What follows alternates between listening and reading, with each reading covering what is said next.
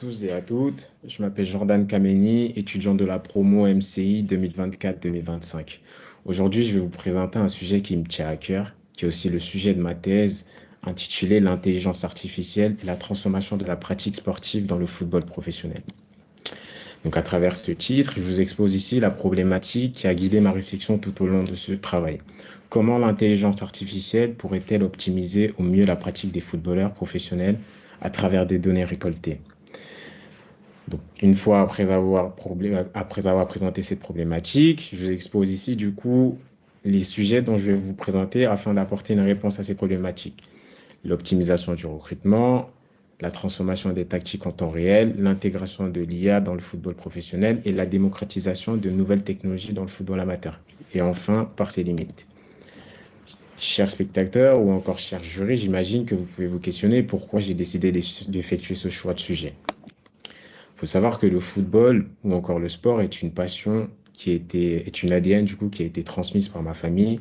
Je me rappelle encore de ce souvenir comme si c'était hier lorsque ma famille se réunissait, hommes comme femmes, pour regarder des matchs de football le week-end. Et l'ambiance du coup créée autour de ce rassemblement a créé un sentiment d'appartenance à ce sport. Et cela a fait de moi un réel passionné de ce sport. La deuxième raison, c'était la curiosité d'apprendre le travail qui a été effectué en amont avant de voir ces 22 acteurs sur un terrain de foot se battre pour une victoire. Et enfin, j'ai toujours voulu aussi comprendre comment ce sport faisait face à cette révolution technologique et notamment l'intelligence artificielle.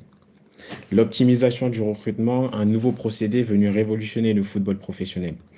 Le football est un sport collectif composé de 11 joueurs présentant diverses caractéristiques. Vous aurez des joueurs ayant des qualités intrinsèques différentes, vous aurez des joueurs provenant de différentes origines, ou encore vous aurez des joueurs ayant des corpulences différentes. Mais une des choses les plus complexes dans ce sport, c'est de réaliser un groupe de 11 joueurs qui vont défendre les valeurs d'un club. Peut-être cette image vous paraît anodine, mais il s'agit de Willy Grooves. Willy Grooves a été l'un des premiers à avoir expérimenté ce nouveau procédé, qui est ce qu'on appelle aujourd'hui le mercato. Le mercato, c'est une phase de recrutement qui permet du coup à des joueurs d'être transférés dans différents clubs pour diverses raisons. Ce transfert effectué seulement pour la somme de 100 livres sterling en 1893 a été un point de départ bouleversant pour le fonctionnement du football, car non seulement ça a permis aussi de créer des nouvelles cellules de métiers, notamment avec la naissance d'un nouveau métier qu'on appelle le métier de recruteur, mais aussi ça a permis de créer un nouveau marché exponentiel. Le métier de recruteur est un métier ayant connu plusieurs phases évolutives. À ses débuts, notamment dans les années 90, c'était un modèle efficace, mais qui était surtout caractérisé par plusieurs failles. Comme nous pouvons l'apercevoir sur cette première image, ces derniers étaient souvent amenés à effectuer des déplacements dans des conditions pas très favorables. Mais l'un des plus gros problèmes aussi auxquels ils étaient confrontés, c'était au niveau du support. Comme vous pouvez encore le voir, ces derniers étaient juste, arpentaient du coup des terrains de foot uniquement avec un stylo et un carnet pour noter un maximum d'informations sur le joueur visé. Mais étant donné que ce sport est un sport qui a toujours voulu s'améliorer et qui était toujours en constante évolutive, dans les années 90, il y a eu la naissance des algorithmes de performance. Accompagné de cet algorithme de performance, il y a eu l'arrivée des statistiques. Ces statistiques ont aussi permis de révolutionner ce sport. Non seulement révolutionner ce sport, mais aussi révolutionner la manière dont ces recruteurs travaillaient.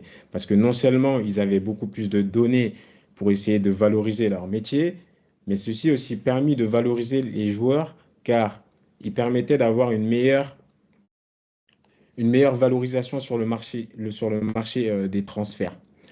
Et grâce à cette avancée technologique, il y a eu une avancée qui a permis aussi l'arrivée de nouvelles métriques. Une nouvelle métrique qui est complètement développée par l'intelligence artificielle qu'on appelle expected threat. Expected threat, ce qui signifie en français la menace attendue. Donc la menace attendue ou encore l'expected threat, c'est une métrique qui permet de mesurer la dangerosité d'un joueur lorsqu'il a le ballon dans certaines zones du terrain. Contrairement aux anciennes statistiques qui permettaient seulement de mesurer du coup les capacités d'un joueur à effectuer une passe décisive ou encore les capacités d'un joueur à mettre un but, celle-ci a complètement changé la donne. Elle permet non seulement de mettre du coup en lumière les joueurs qui travaillent dans l'ombre, mais aussi de leur valoriser davantage dans le football. Derrière ces nouvelles avancées technologiques, il y a eu la création des nouveaux outils aussi, développés à partir de l'intelligence artificielle, qu'on nomme aujourd'hui AI Scout. AI Scout, c'est un outil qui permet du coup de mettre au défi des jeunes qui sont sans club, qui sont mis au défi par des clubs professionnels. Donc là, comme vous pouvez le voir, il y a certains exercices et certains paliers, pardon, à franchir depuis ces applications. Et un exemple qu'on pourrait en tirer, il s'agit de Ben Greenwood. Ben Greenwood, c'est un jeune qui a 18 ans actuellement, qui est du coup passé par cette application pour obtenir son contrat professionnel. Et il effectue du coup son contrat professionnel dans un club en première ligue qui s'appelle Bournemouth. Le football est un sport collectif, comme j'ai pu le préciser, mais c'est un sport aussi de directive. Une fois après avoir sélectionné ces 11 joueurs sur un terrain de foot, il est nécessaire de leur donner des directives afin que ces derniers savent quoi faire avec un ballon de foot. Dans cette partie de la transformation des tactiques en temps réel, je vous explique comment la tactique est passée d'un œil de l'intuition à un œil de l'algorithme. Dans les années 90 encore, le football et notamment les tactiques étaient basées sur ce que nous pouvons voir sur cette image. De l'intuition, de l'intelligence de jeu et zéro outil numérique. Cet homme que nous pouvons apercevoir sur cette image s'appelle Sir Alex Ferguson. Sir Alex Ferguson, c'est un pionnier de la tactique, de l'intuition, car il était capable de déjouer les défenses grâce à son intelligence de jeu, mais aussi grâce à son flair.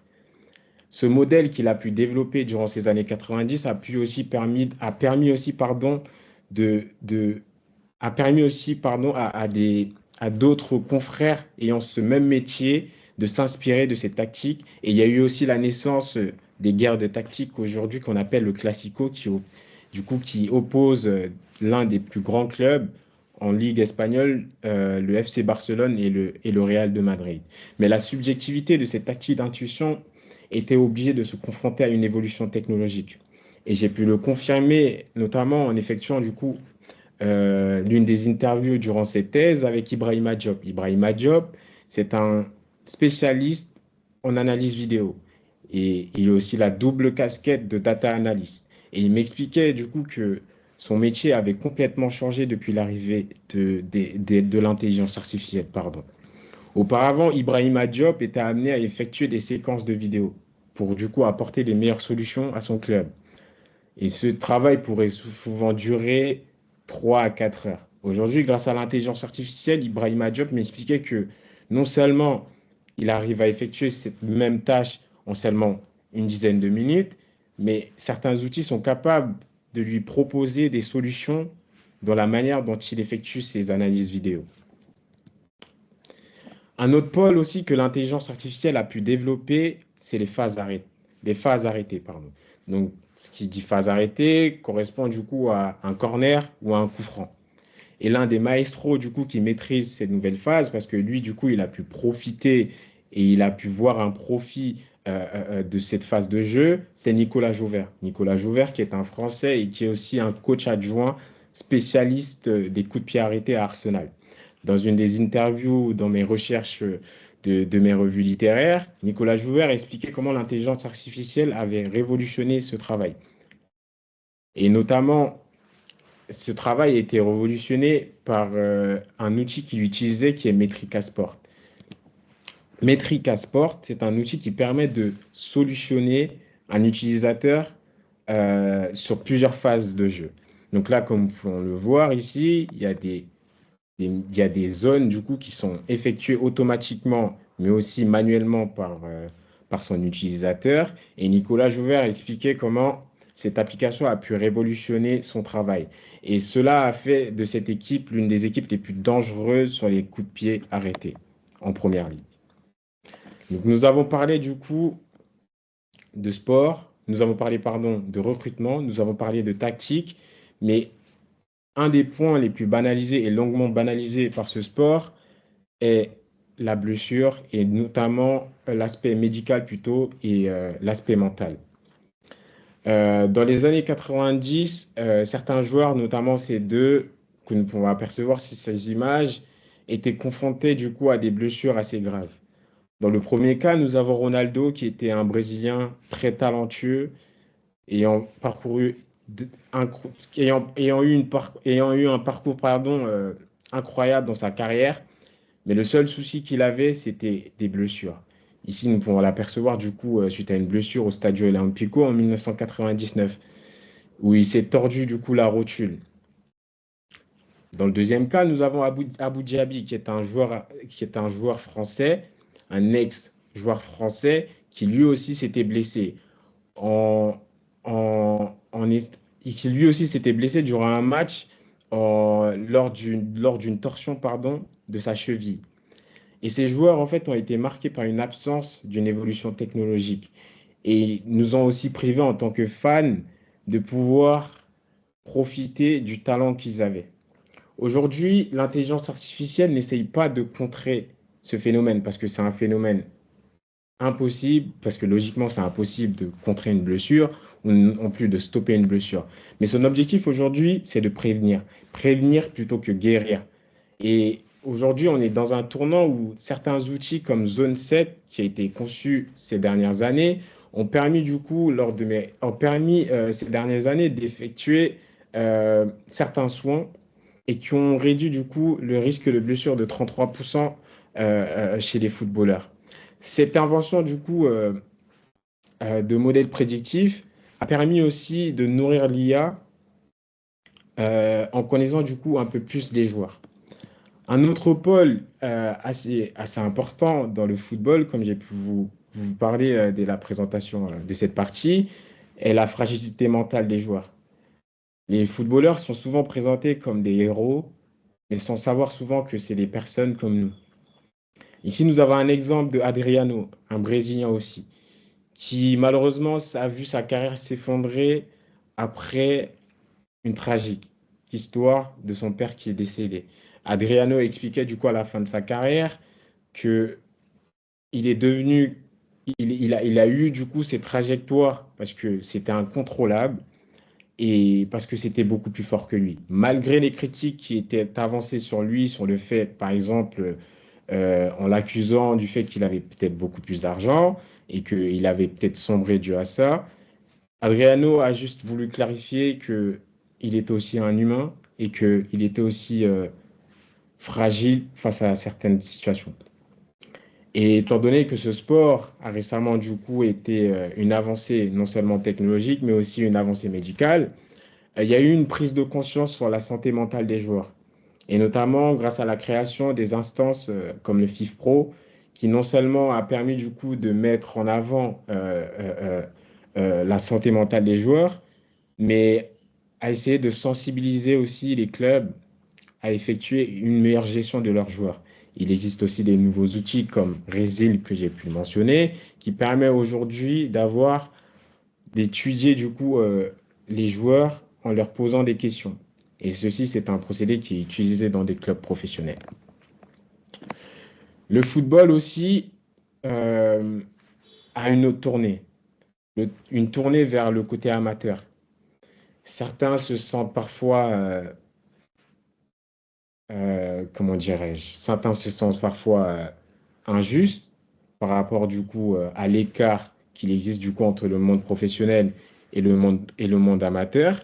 Mais certaines instances comme celui de la FFF, donc la Fédération française de football, a voulu du coup réduire cet écart. Elle a voulu réduire cet écart en créant des fonds d'aide au football amateur. Et ceci a permis du coup de renforcer les instances du football. Ceci a permis du coup de renforcer le football amateur et les actions du coup qu'elle a pu mener, c'était des enveloppes. Elle a pu rendre du coup une enveloppe de 20 millions qui était dédiée à cette aide pour permettre du coup à des clubs de pouvoir créer des infrastructures. 650 projets de création ont été mis en conformité entre l'année 2024 et 2025. Et 100 clubs ont été aidés pour la création des nouveaux emplois. Un autre sujet aussi qui permet aussi de démocratiser ce sport et notamment ces avancées technologiques est la mise en place des plans abordables dans le football. Donc, il y a une accessibilité accrue, notamment à travers des outils comme VOCam ou encore Playmaker, qui permettent aussi aux amateurs de profiter pleinement de leur sport et avoir aussi une image pas très similaire à celle des professionnels, mais aussi de se valoriser en tant qu'amateur. Et en dernier lieu, du coup, comme une démocratisation, il y a le plan de la FFF. Le plan de la FFF, donc la FFF, pardon, a mis un plan de mutualisation qui aide du coup les équipes entre elles de se partager du coup des biens communs afin que ces derniers puissent aussi profiter de ces outils numériques. Et enfin, nous avons les limites. Tout progrès porte en lui ses zones d'ombre. L'intelligence artificielle, aussi puissante soit-elle, demeure une création humaine. Cela entraîne inévitablement certaines limites de fonctionnement sur ces sujets spécifiques. Le football est certainement, et notamment l'intelligence artificielle, est parfaite. Mais le problème, du coup, qu'elle ne veut pas créer, ou notamment qu'on évite, c'est de créer une dépendance technologique. Et lors, du coup, d'un échange durant mes entretiens avec Sifedine, qui est coach adjoint au Maroc, il me disait que lui, il était plus habitué, du coup, à ce modèle traditionnel, où, du coup, l'homme lui-même était capable de, de, de, de, de, de traduire ce qu'il voyait sur un terrain de football, et non dépendre de la technologie comme certains en font. Un deuxième problème, c'est un problème technique et éthique. L'intelligence artificielle, dans les années à venir, aura une certaine importance. Et le seul souci, du coup, que nous faisons face, ou bien que les professionnels font face, c'est c'est notamment avoir des outils qui, qui, qui, qui, qui vont violer un peu, comment dirais-je, qui vont violer du coup les données, non seulement les données des joueurs, mais qui vont un peu violer la vie privée des joueurs. Et enfin, nous avons du coup la mauvaise lecture des prédictions, parce que l'intelligence artificielle, certes, elle est bien, et elle permet du coup de elle permet du coup elle permet de créer, pardon, donc elle permet du coup de faire des avancées technologiques, mais elle a un problème. Elle n'arrive pas à lire toutes les informations. Donc là, j'ai pris un exemple du transfert de Neymar Junior, qui est un joueur brésilien arrivé au Barça, qui a quitté le Barça pour le Paris Saint-Germain. Neymar était l'un des joueurs qui a eu le transfert le plus, qui a eu le transfert le plus cher au monde en atteignant du coup la somme de 222 millions. Des outils du coup comme l'Expected Trade, comme j'ai pu vous le mentionner tout à l'heure, cette nouvelle métrique qui permet de mesurer la dangerosité d'un joueur a été utilisée pour effectuer ce transfert. Mais ce que l'intelligence artificielle n'a pas pu du coup analyser, c'était sa trajectoire. Parce que quelques mois seulement après sa signature de contrat, Neymar s'est blessé et quelques années plus tard, les deux parties se sont séparées pour des mauvaises relations, pour des mauvaises relations internes. Et je voulais juste préciser ce truc, cette chose avant de finir, pardon, que l'intelligence artificielle permet vraiment, son objectif est de faire avancer les choses, mais elle est encore très difficile de pouvoir prédire l'avenir. Merci, et c'était la fin.